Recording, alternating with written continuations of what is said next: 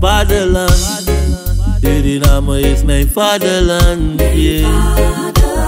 Vaderland, Suriname is mijn vaderland. Suriname is een heilig land, maar we doen wat toe onheilig staan. Zo pijnig man, maar de man is veilig staan. Even terug naar de basis. Wat is eigenlijk? Dit is kort, letterlijk kort. Werd ik gebeld door mijn schoon. Het is een staatsbezoek. De belangen van de kolonisator. Kulturu Open Mic. Uw verhaal vertellen? Bel of app naar 858-8943. Tot dan. Kijkers, ik heet u van harte welkom. Ik ben vandaag met mevrouw Deel. U kunt misschien op haar blueszin ANSB, staat voor Anyung Sranang Beweging. En vandaag gaan we met mevrouw Deel een gesprek hebben wat de ANSB allemaal met zich meebrengt. En wie is mevrouw Deel? Goedendag kijkers, luisteraars. Ik dank deze goede man om mij de ruimte te bieden met u te praten over Anyung Sranang Beweging. Zoals hij mij heeft aangekondigd ben ik mevrouw Sila Deel. Ja, en ik behoor tot het CPO van de ANSB. En ik zeg maar neem de lead over daar met het coördineren van het district Sipaliwini. Zo mevrouw Deel, Anyung Sranang Beweging. Als we kijken naar de verschillende partijen binnen Suriname, wat maakt Anyung Sranang Beweging uniek? Een heel mooie vraag. Anyung Sranang Beweging is een nieuwe beweging.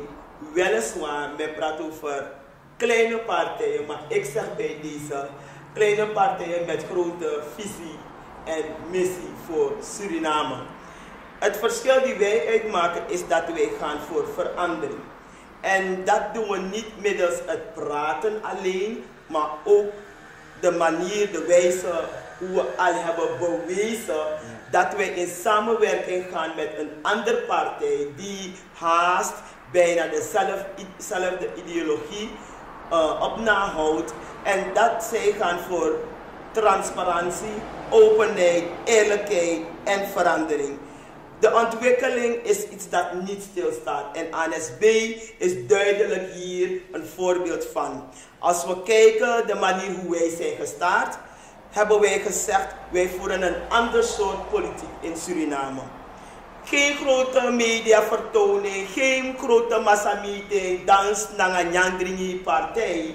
Maar wij gaan echt voor de bewustwording van het Surinaams volk, jong en oud, groot en klein. We zijn hier niet alleen om intellectuelen te, zeg maar, de scheiding daarin te brengen, maar ook de mensen van de laagste ladder benaderen wij, trainen wij en zorgen wij ervoor dat zij ook bekwaam worden om hun werk naar behoren binnen de Surinaamse maatschappij te gaan vervullen.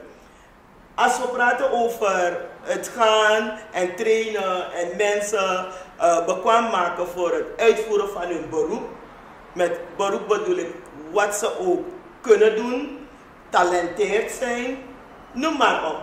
Dan zijn wij daar als ANSB om hun duidelijk te maken hoe en wanneer en waar hun kundigheid wordt ingezet.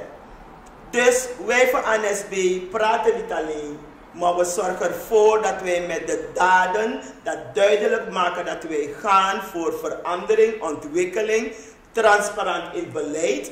En wij zeggen ook dat wij niet voor een partijideologie gaan, maar meer voor het volksbelang. En vandaar dat wij zeggen bij ANSB, wij gaan het volk bewust maken, onderwijzen, we gaan ze trainen en vooral ook dat van te maken heeft met hun recht en plicht in het land, dat ze daarvan bewust worden. Zo, mevrouw D, de ANSB, werken jullie met een andere partij? De ANSB werkt met een andere partij.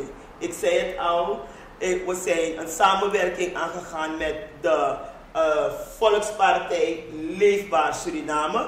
Dat staat voor VLS, meer bekend in het volksmond. Je weet, Surinamers houden ervan om met afkortingen te werken.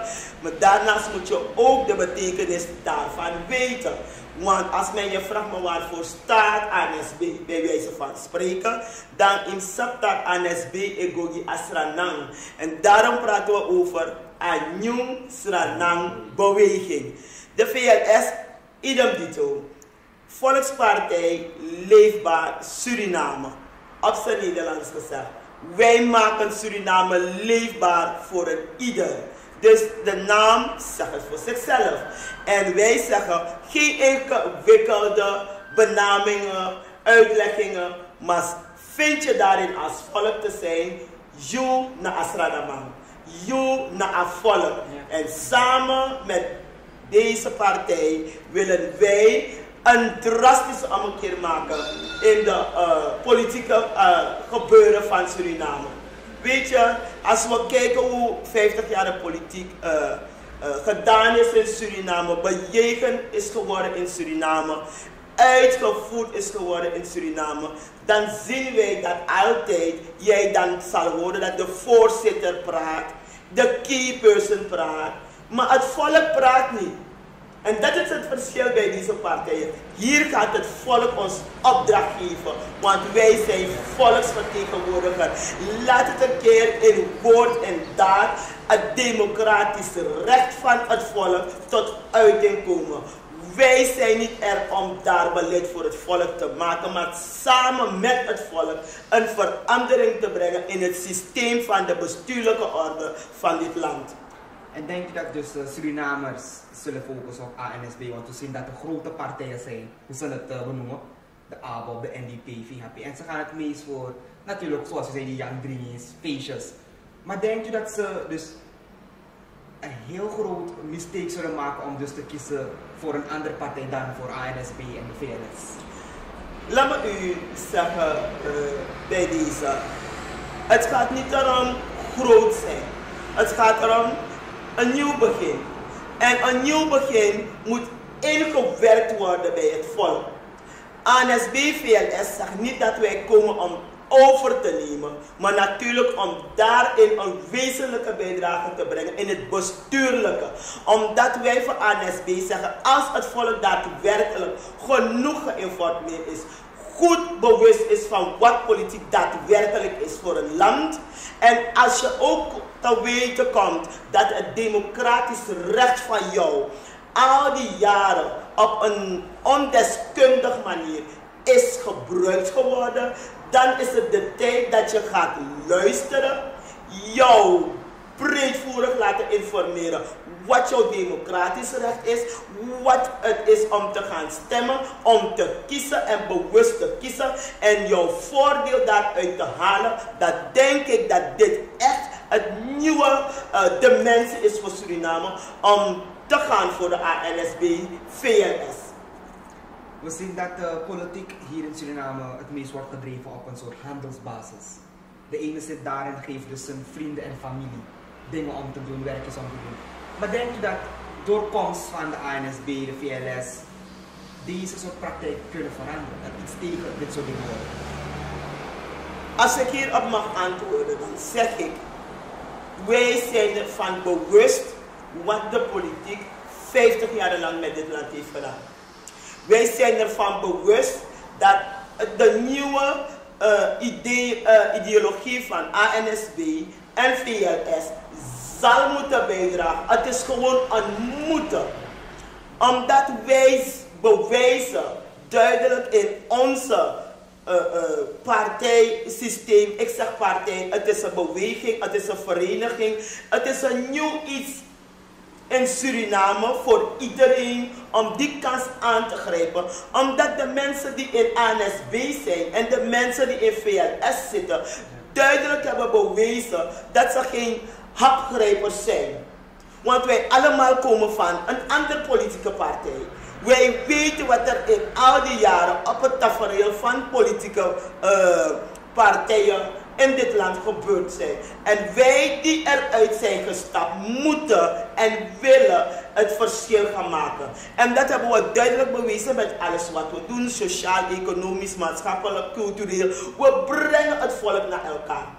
Als je ANSB en VLS naast elkaar zou zetten, dan zie je dat wij voor het nationaal belang gaan. Wij gaan niet voor een etnische politiek, een friends and family politiek, een accommodatie van rijken op bepaalde plaatsen, hun kinderen en hun familie, terwijl de keiharde werkers daar in het veld zijn. Wij van ANSB gaan ze zoeken. Wij van ANSB roepen ze op. Wij van ANSB gaan ze trainen. En samen met de VLS. Dus we hebben geen dubbele agenda. Wij presenteren wat we zijn en wij doen wat we zijn. En we willen de Surinamers een nieuwe kans aanbieden. Van kijk naar de productie van ANSB en VLS. Dan gaat u duidelijk zien dat deze mensen frontlinies al hebben bekleed. En dan nog ervoor hebben gezorgd dat ze... We zeggen niet dat we 10 schone vingers hebben, maar tenminste 8 hebben. Want laten we eerlijk zijn, als je zo besmet bent door 50 jaar lange politiek in Suriname, door zelfs jouw kinderen en kindskinderen te gaan besmetten om eigenlijk educatie aan een kant te zeggen en denken dat ze in de politiek een prooi kunnen zijn of zeg maar iets van hun eigen leven zonder te studeren, zonder een ervaring op te doen, zonder te trainen. En men gaat daar, je bent muzikant, je maakt liederen. God heeft mensen talenten gegeven. Maar laten we die dingen op de juiste manier, de juiste plaats gaan organiseren, zodat die zaken tot uiting komen. En ieder heeft natuurlijk een kans of hebben een gelijke kans in deze samenleving. Maar het moet ook zijn dat the right man on the right place. Want iemand die muziek maakt, kan je toch niet gaan zetten op een post als beleidsadviseur. Come on! Je moet breedvoerig algemeen ingelicht zijn om zo'n post te kunnen bekleden. Daadwerkelijk als beleidsadviseur van een land, dat dien je een bepaalde bagage te hebben. En al heb je niet en kom je binnen als te zijn een muzikant. Dat wil zeggen, je gaat een drastische omkeer moeten maken in hetgeen die jij voor was en na wordt, omdat je een bepaalde verantwoordelijkheid en verplichting op je neemt om te zeggen van hé, ik stap in de politiek en dan moet ik mijn bagage daaraan gelijk gaan maken of mij doen laten trainen om de juiste zaken aan te kunnen pakken zoals dat eigenlijk voor die functie bestemd is. Maar in Suriname zien wij veelal dat friends en family, ondanks ze eigenlijk de ladder daar niet behoeven te bekleden, maar gewoon omdat mijn pa is zitting en mijn tante is zitting, mijn oom is zitting. En dan heb je ook nog posten die mensen daar bekleden en ze gaan niet eens aan het werk. Dit is nog van kwaad naar erger, want wie zou man go daarbij? Amano man sap say go do daarbij. Amano abba kasifu sap go do daarbij. Dus je begrijpt het. ANSB VLS moet duidelijk het verschil inbrengen. En dat gaan we doen. We gaan doen en we gaan het maximale uit onze volk halen, omdat we weten dat onze volk heel veel getalenteerd is en dat ieder een plaats binnen de maatschappij heeft. Prima. De ANSB, wat zijn de main points waarop jullie het meest focussen? Wat jullie het meest willen veranderen? Kijk, om een land zoals nu Suriname op de kruispunt is, en ieder weet het. Vele partijen zijn er eens daar geweest die nu zeggen dat ze grote partijen zijn. Ze hebben de kans gehad om die transformatie te maken. ANSB VLS zegt, het bestuurlijke op de eerste plaats moet veranderen.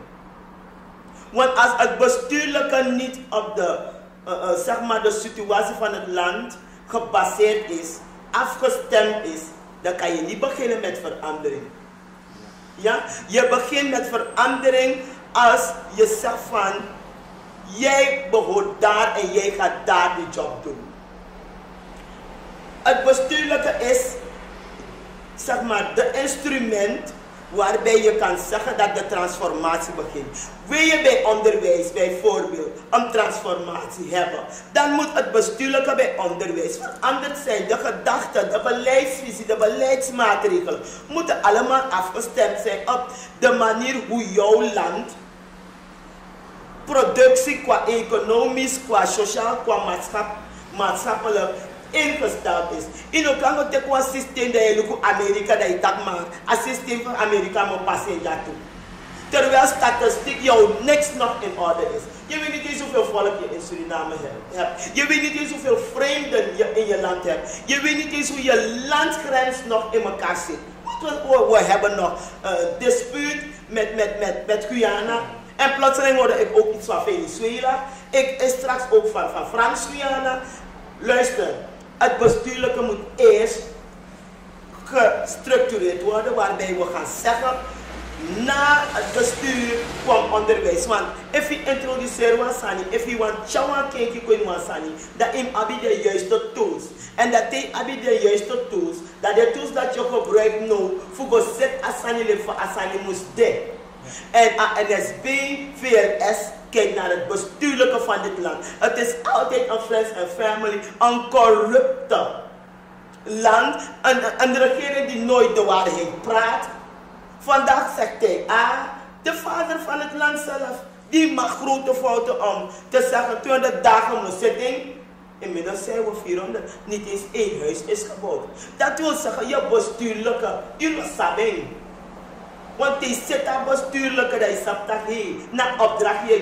Dat wij als dat zo aan ons gaan zitten. En we praten over decentralisatie. Er is een wet aangenomen al decennia om decentralisatie in te voeren, zodat gebieden gedecentraliseerd worden, hun eigen beleid maken, structuur opzetten, die met het hoogste orgaan van het land, het bestuur dan gaan zeilen, gaan sturen.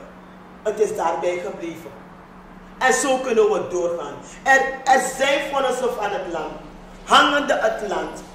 En je doet alsof ze niet bestaan.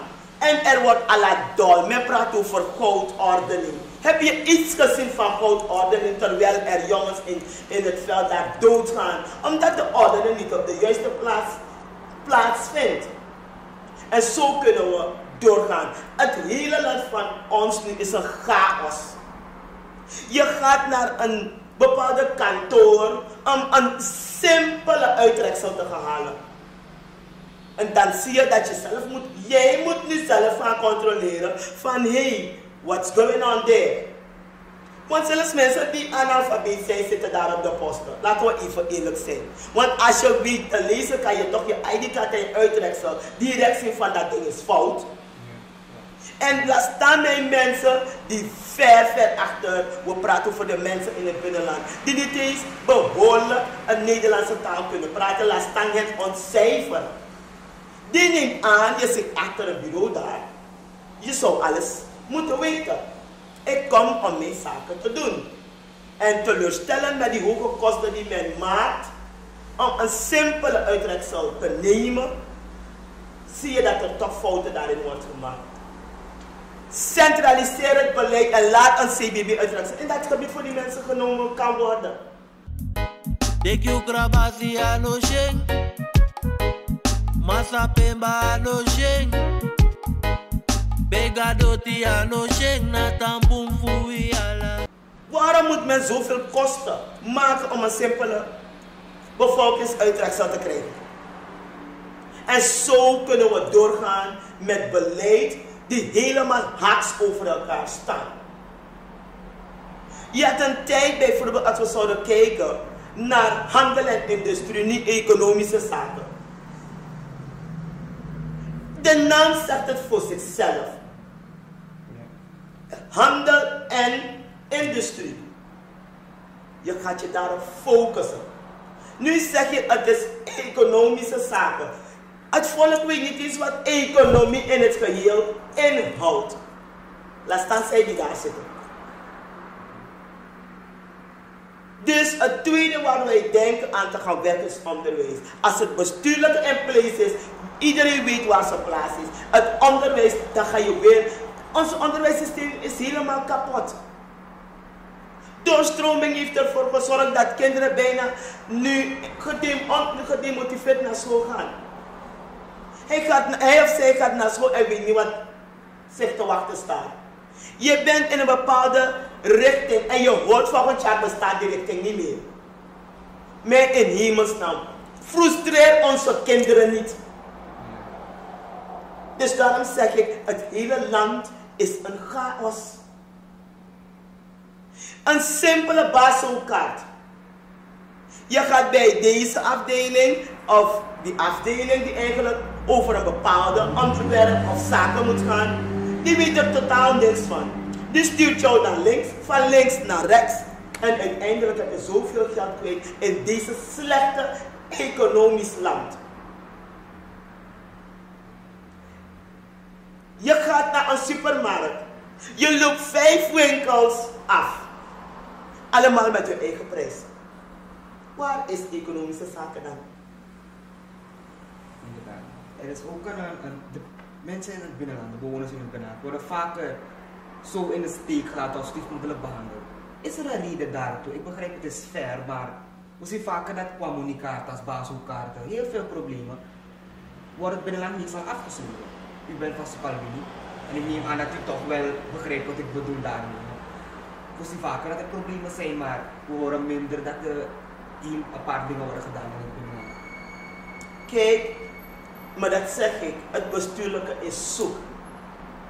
Als je dat ding niet kan monitoren, als je de right man niet on the right place heeft, en nog meer als mensen de adviezen die gegeven worden om het beleid simpel, makkelijk, eenvoudig te maken, niet willen aannemen. Nanga atori sawe taki i baya diploma. Dan vraag je af, je bent bachelor, je bent master en je zit daar. Hoe kan je dan dat probleem niet oplossen? Monicarta, weet je, om eerlijk te zijn, mijn hart bloedt wanneer ik praat over het binnenland, omdat die mensen het slachtoffer zijn. Als het gaat om beleid. Ik weet niet of het een bewuste daad is van politiek Suriname 50 jaar, want ik wil hierbij geen partijen noemen. En elk en ieder van ons heeft ons schuldig gemaakt aan het feit dat wij nog analfabeten in Suriname hebben. Het feit dat we onze kinderen niet hebben opgevoed naar de competenties van de maatschappij heden ten dagen. En het mooie van is, de ingewikkelde Nederlandse taal, die ons als volk zelfs niet machtig is al een probleem. Puur naar Nederlands en potas naar Tomo Diwan. Alles naar man je verstaan. Awisas nisiko jati de amai verstaan naar Tomo. En geloof me, in en met deze Nederlandse taal worden onze mensen in dit land gekleineerd. Want we zien gaan middelbare school. Juridische aspecten, eenvoudige juridische rapport die je moet lezen, is jou ook niet machtig.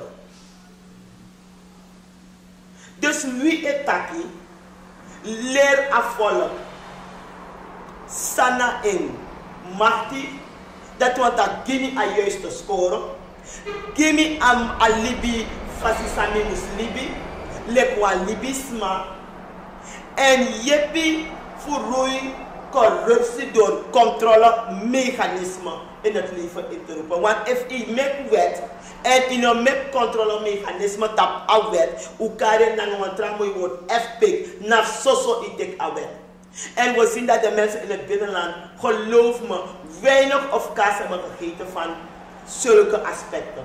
Bijvoorbeeld, dit maar effecten die zijn lang voor agroliti, grondrechten.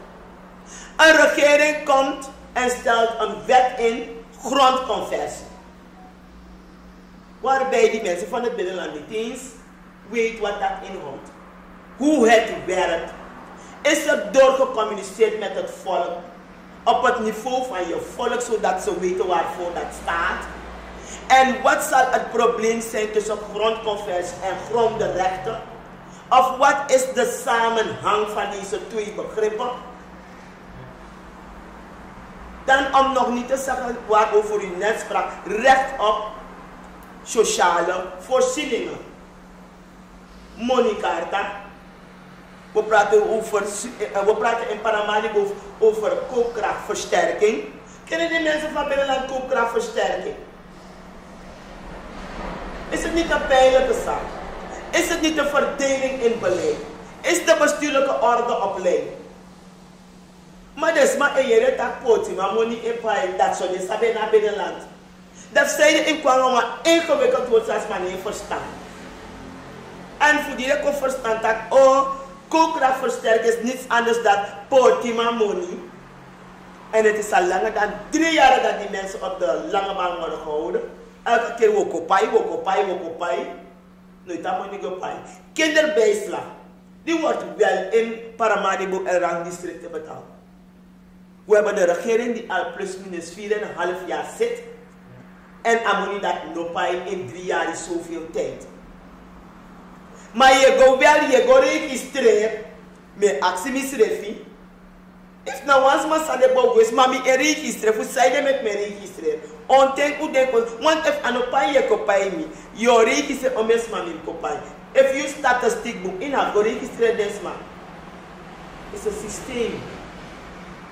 Je neemt een ID, je neemt een stukken, je belooft dat je kan betalen. En het is al jaren, die mensen hebben geen uitkeringen gehad. Dus je ziet het weer, het komt weer op het bestuurlijke. Het komt weer op het niveau van onderwijs. De bewustwording van waarom doe je dit en waarom doe je dat en wie mag dat doen en wie dat niet mag doen. ANSB zegt, maak het volk bewust van wat ze waard zijn. Leer het volk zijn in machtie, leer het volk zijn in verplichtingen, maar leer het volk ook toe dat hij moet stuk verantwoord doen. We takken in alle die politiek verstaan. Er zijn DNA-kandidaten, er zijn RR-kandidaten, er zijn DR-kandidaten. Geloof me. Deze man schrijft aan de pot aan de post nog aan de hou in. Al die jaren van 50, politieke voeren 50 jaar. Waarom hebben ze geen mensen getraind die daadwerkelijk een paar maanden of zelfs een jaar voor de verkiezing die mensen bepaalde informaties verschaffen? Nu zitten we nu op dit moment voor de deur met een verkiezing. En we horen en we zien dat zaken niet in place lopen. CAS heeft onlangs zijn zaken gedaan. OKB heeft onlangs zijn zaken gedaan. En toch zien we plotseling de president komen met een commissie en schuift mensen in het systeem. Waarvoor? Je maakt een volk bigger denken. Dat hé. Als je laat ik bijvoorbeeld op potwa nieuws maar dat ik het. Want if you know not begin voor een proces, you know ik als een proces Europa laat staan een proces einde. En voor zover ik weet we hebben nog geen Chili in Suriname. Die binnen een halve klappe tijd alles zal weten van de verkiezingen of beter weet dat die mensen die jarenlang daar hebben gezeten om het proces te begeleiden. Manipulatie, corruptie, omdat jouw bestuurlijke orde niet in place is. En wij van ANSB VLS zegt, we zullen het van het bewust maken. En daarom is het nu tijd dat je voor de ANSB stemt. Je stemt niet meer voor een partijideologie. Wat een partij wil dat je moet denken, hoe een partij wil dat je moet kleden, hoe een partij wil dat je moet praten. Je bent mens, je bent geen robot.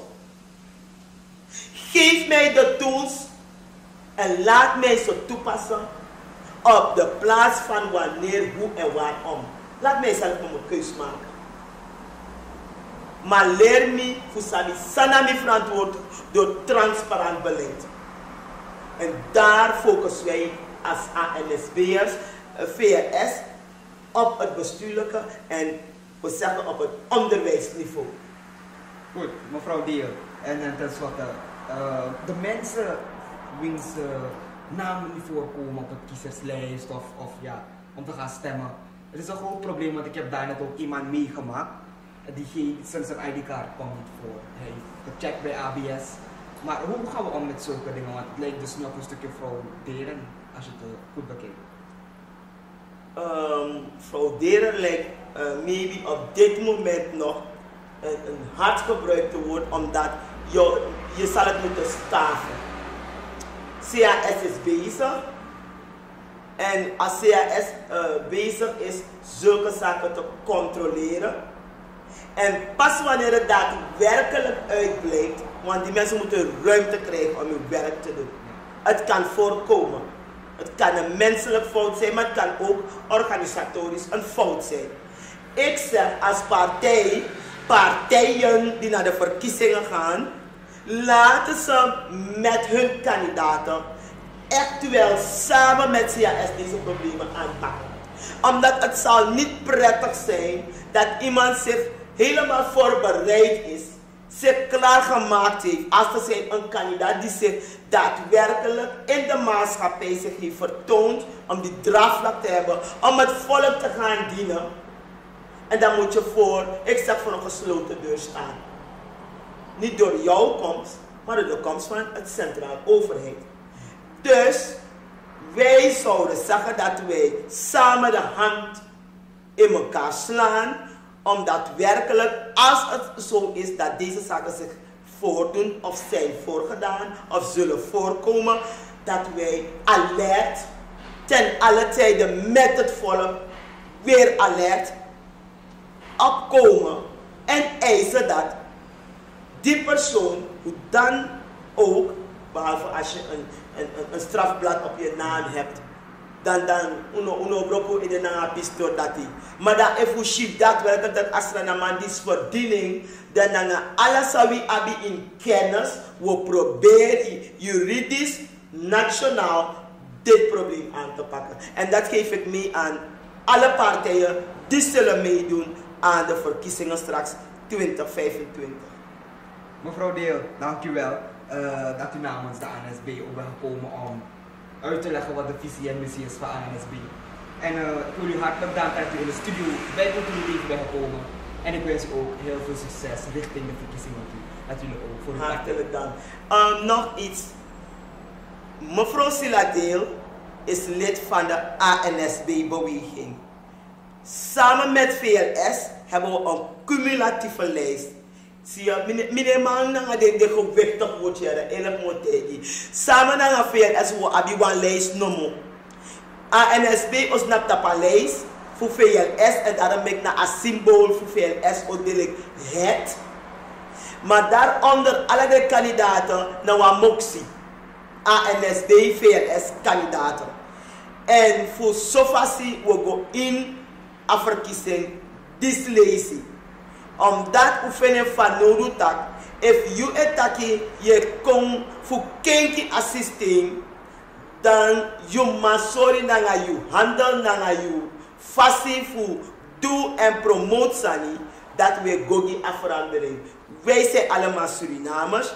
En als we dezelfde gedachten nakoesteren om een verandering, een vernieuwing in dit land te brengen, dan moeten we eenheid vormen. Dan moeten we eenheid beginsel hebben. En ANSB VLS zegt, UNO is sorry tak, we doen en we begin voor soort aan volk, tak aan een korwekording, aan een zomaar we contact was aan, maar we doen ook toe. We voegen het woord bij de daad.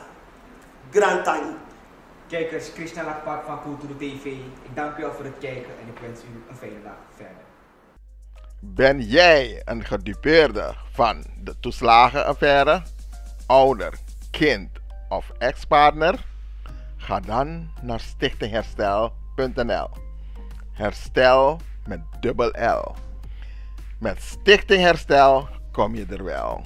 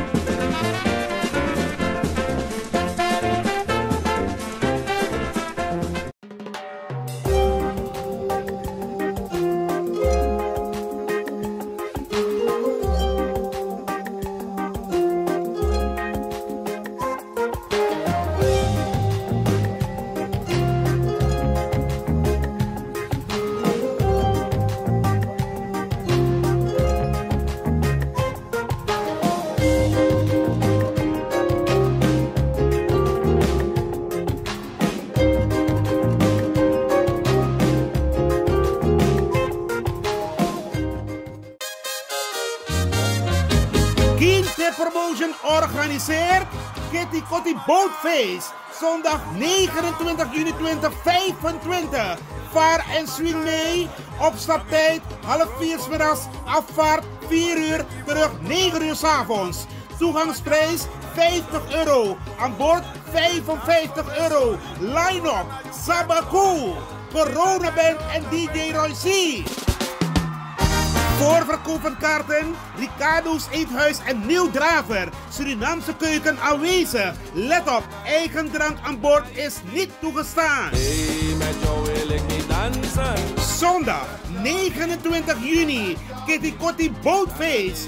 Opstapplaats, de Ruiterkade 414 achter het Centraal Station. Dresscode in de kleuren van de Surinaamse vlag. Voor info bel 06 311 647 03 /06 870 983 12. Attenzo!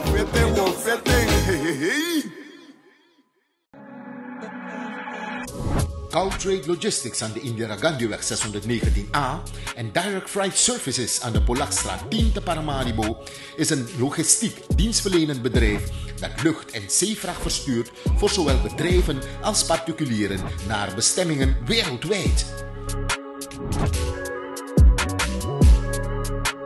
We zijn langer dan 10 jaar actief op de expediteursmarkt in Nederland en we zijn een vertrouwd adres binnen de gemeenschap. We kunnen van alles voor u verzenden, zoals geschenkpakketten, auto's, fietsen, handelszendingen en containers.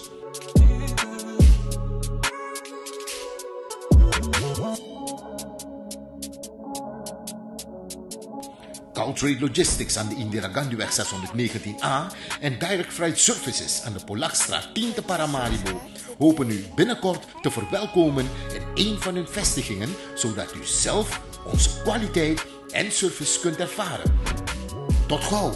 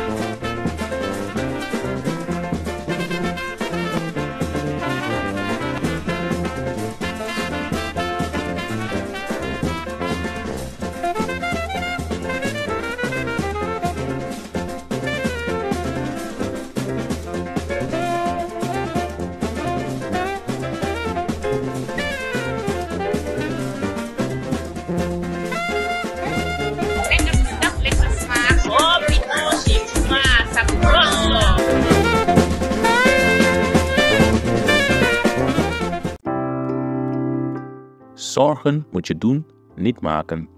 Zorg is persoonlijk. Onze jongste patiënten krijgen daarom bij de huisartsenspoedpost ook een persoonlijke behandeling. Onze artsen zijn zeer bekwaam in het opvangen en behandelen van uw kind. Huisartsenspoedpost Suriname.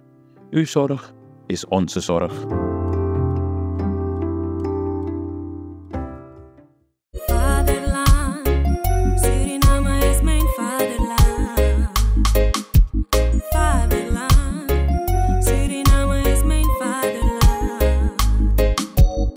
www.culturo.com for the generation then.